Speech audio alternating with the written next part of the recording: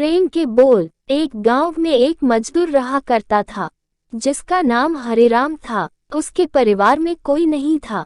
दिन भर अकेला मेहनत में लगा रहता था।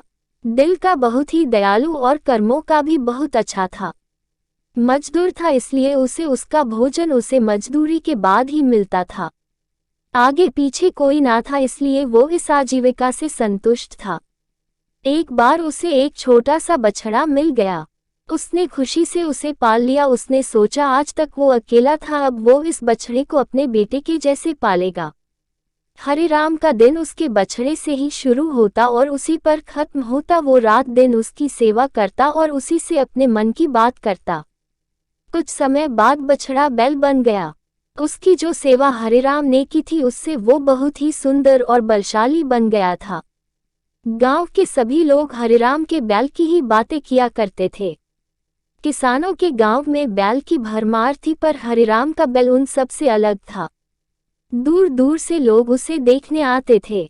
हर कोई हरिराम के बैल के बारे में बातें कर रहा था। हरिराम भी अपने बैल से एक बेटे की तरह ही प्यार करता था। भले खुद भूखा सो जाए लेकिन उसे हमेशा भरपेट खिलाता था। एक दिन हरिराम के स्वप्न में शिव का नंदी बैल आया। उसने उससे कहा कि हरिराम, तुम एक निस्वार्थ सेवक हो। तुमने खुद की तकलीफ को छोड़कर अपने बैल की सेवा की है, इसलिए मैं तुम्हारे बैल को बोलने की शक्ति दे रहा हूँ। इतना सुनते ही हरिराम जाग गया और अपने बैल के पास गया।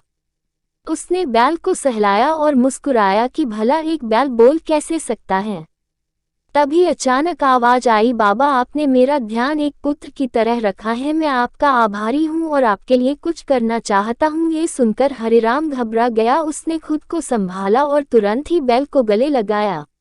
उसी समय से वह अपने बैल को नंदी कहकर पुकारने लगा। दिन भर काम करके आता और नंदी से बातें करता।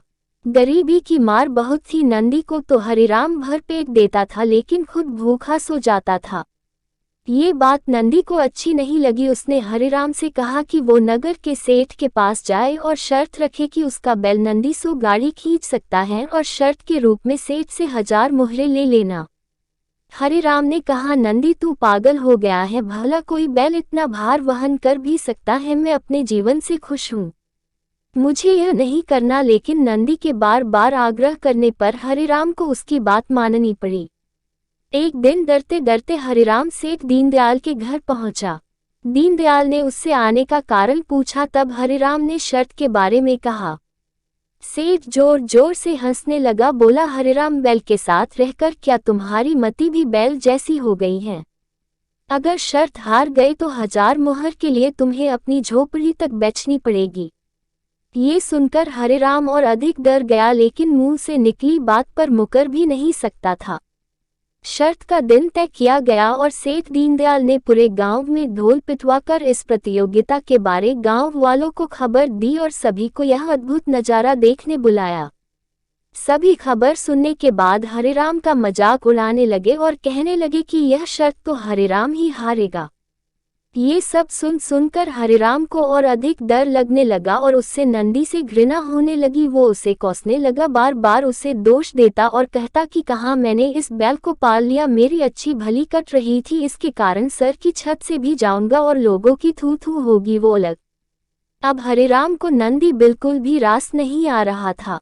वह दिन आ गया जिस दिन प्रतियोगिता होनी थी। 100 माल से भरी गाड़ियों के आगे नंदी को जोता गया और गाड़ी पर खुद हरिराम बैठा। सभी गांव वाले यह नज़ारा देख हंस रहे थे और हरिराम को बुरा भला कह रहे थे।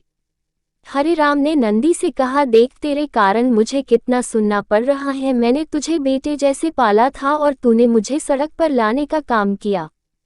हरिराम के ऐसे घृणित शब्दों के कारण नंदी को गुस्सा आ गया और उसने ठान ली कि वो एक कदम भी आगे नहीं बढ़ाएगा और इस तरह हरिराम शर्त हार गया। सभी ने उसका मजाक उड़ाया और उसे अपनी झोपड़ी सेठ को देनी पड़ी। अब हरिराम नंदी के साथ मंदिर के बाहर पड़ा हुआ था और नंदी के सामने रो रोकर उसे कोस रहा था। उसकी बातें सुन नंदी को सहा नहीं गया और उसने कहा, बाबा हरिराम, ये सब तुम्हारे कारण हुआ। ये सुन हरिराम चौंक गया। उसने गुस्से में पूछा कि क्या किया मैंने? तुमने भांग खा रखी है क्या?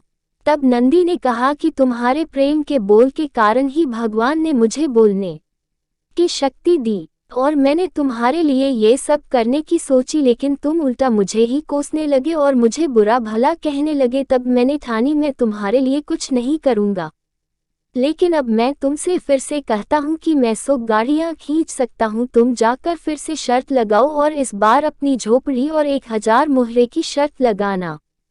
हरिराम वही करता है और फिर से शर्त के अनुसार 100 गाड़ियाँ तैयार कर उस पर नंदी को जोता जाता है, और फिर से उस पर हरिराम बैठता है और प्यार से सहला कर उसे गाड़ियाँ खींचने कहता है, और इस बार नंदी यह कर दिखाता है, जिसे देख सब स्तब्ध रह जाते हैं और हरिराम शर्त जीत जाता है। सेठ दीनदयाल उसे उसकी झोपड़ी और 1000 मुहरे देता है। कहानी की शिक्षा। प्रेम के बोल कहानी से यही शिक्षा मिलती है कि जीवन में प्रेम से ही किसी को जीता जा सकता है। कहते हैं प्रेम के सामने ईश्वर भी झुक जाता है, इसलिए सभी को प्रेम के बोल ही बोलना चाहिए। इस कहानी से आपको क्या सीख मिली कमेंट करके जरूर बताएं। चैनल को सब्सक्राइब करें, लाइक करें और वीडियो को शेयर करें। धन्यवाद।